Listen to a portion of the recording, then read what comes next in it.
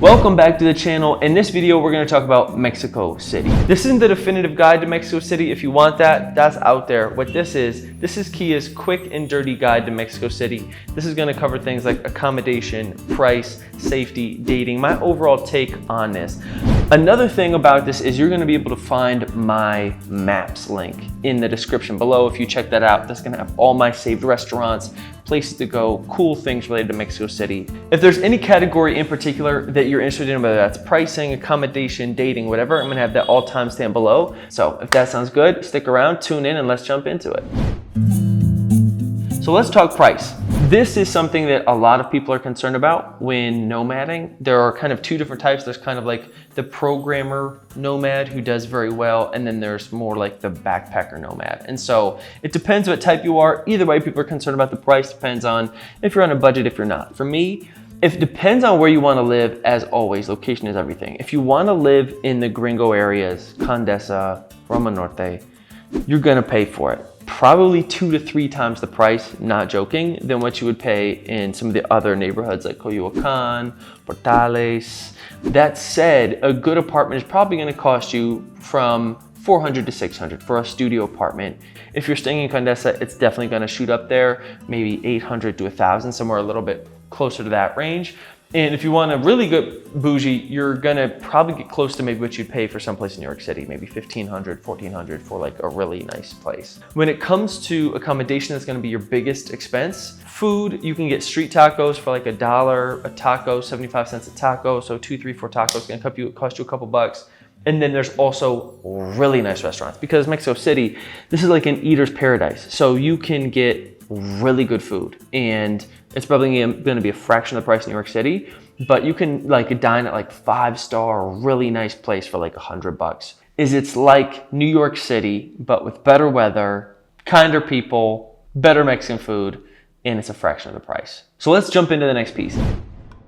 And this is going to be transportation infrastructure. For the most part, internet is pretty decent. It's a modern city, so not something you have to worry about too much. Uber to get around, or Didi, and they're very reliable. Drivers aren't going to try to rip you off. For the most part, those have gotten me around the entire city. Most of Mexico, and places in Mexico that are maybe a little bit more remote, those don't work as well. You might run into more problems with taxis and stuff like that, taxi drivers. But in terms of Mexico City, there are plenty of drivers who are not gonna have any problem getting around. The traffic, yes, that can be a bit of a pain in the butt. It's a super walkable city or bikeable city, very flat. So speaking of walking around, a lot of times people often are curious about safety. And I think in terms of Western media, we do a really good job of portraying most places, whether it's Turkey, Vietnam, whether it's Asia, whether it's Mexico, Latin America, we do a really good job of scaring people into thinking that it's super dangerous. Is it dangerous? Yeah, it's dangerous in any city. If you're in a certain place at a certain time, it's gonna be dangerous, period. Stay away from shady areas after dark. Don't be an idiot. Don't walk home at 3 a.m. drunk, and you're probably gonna be okay. There is a piece of safety in terms of pickpocketing to be aware of as well. So if you are gonna be in like one of the major markets, be aware of your backpack, be aware of your purse, be aware of your phone and your pockets, your money, that sort of thing. My entire time in Mexico, I've lived all over Central, South Mexico, never had any problems whatsoever with safety. So keep your eyes and ears open, don't be an idiot. Let's talk people. In my experience, Mexicans have been some of the sweetest people I've ever come across in all of my adventures. People are incredibly kind on the whole. Of course, there are bad eggs everywhere, but in general, at least coming as a foreigner into Mexico, if you speak some Spanish, even if it's terrible Spanish, they're gonna really appreciate that. They're gonna light up, they're gonna ask where you're from. There's something really magical about Latin America and Latin American culture to me in terms of just how vibrant it is. And I'll talk about this when I do some of my reviews for other Latin American countries, but there's just a real hunger for life. And there's this like magical realism that comes with Latin America. So people are down to talk about philosophy. They want to talk about food. They want to talk about music. They're often in the streets, whether it's street food or people are just in the streets playing music and drinking and hanging out. There's just a vibrancy to the culture, and I think that that comes through in the people as well, just in their overall warmth. Incredibly kind people. Could not be farther from the truth from what our stereotype is of them as Western media. I love Mexico and I love Mexicans.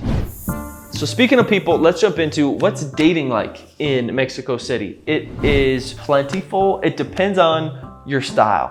I don't have as much luck with online dating. With this face, what do you expect? But I do much better in Latin America in person. And one of the beautiful things about Latin America, our women are incredibly approachable. You'll find a lot of cute girls working at bars and cafes and just working in general at like little stands and stuff. You can go up and chat with them while they're working, or you can approach them on the street if they're at the park out walking their dog, or if you're at the bar. Like for me, Latin American women, Latinas, are just super approachable, and they'll keep it straight with you. Like I'll start chatting with them and ask them if they're single, and they'll either laugh and say no, like I'm married, or be like, yeah, I'm single, and they'll be like, okay, like, do you have Instagram? Let's chat, you know? They're generally open to dating foreigners. So again, if you speak some Spanish, it goes a long way. They're going to be down to meet you halfway. To me, dating Latinas has been a really interesting experience because you see that there are so many different variations on what people are, right? We have this idea of like, oh, they're spicy and feisty, and that is true. Like Latinas, for the most part, like won't let you get away with this shit, which is nice. You know, they're gonna call you on their bullshit, but for the most part, they've been very caring, very open-minded, very open-hearted, and there's this like care, like they almost want to take care of you piece that is really beautiful. And dating for me in Latin America is where I've had the most success in my life, just because I think it just fits more with kind of my personality, but it's not for everybody. So depends on what you want. Last piece, the language. And then we're gonna give you the overall recommendations for this place.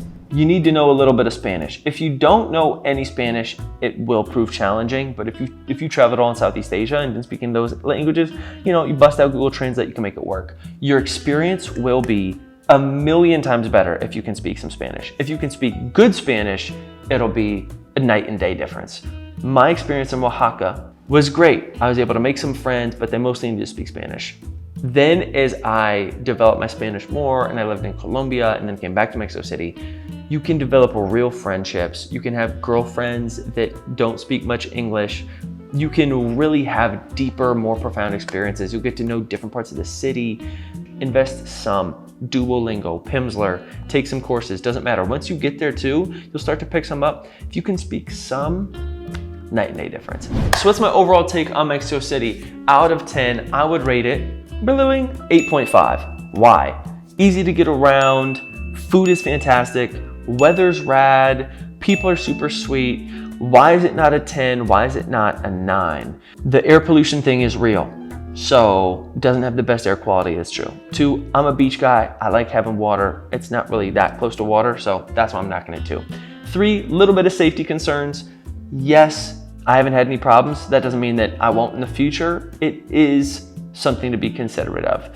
And I'd say that those are kind of my 3 things of why I'm kind of knocking it down a couple points, but like why it's not a soaring perfect 10, but in terms of like good city infrastructure, kind people, good food, it's very high up there on my list. One of my favorite cities. It's vibrant. You get the culture, the history, modern infrastructure. Stop watching these videos, go book your place in Mexico City. Again, if you want my recommendations on restaurants, different places, I'll have my Google Maps up, my Google link below. You can check that out, see all my saved places. Thank you so much for tuning in. As always, I'll check you on the next one.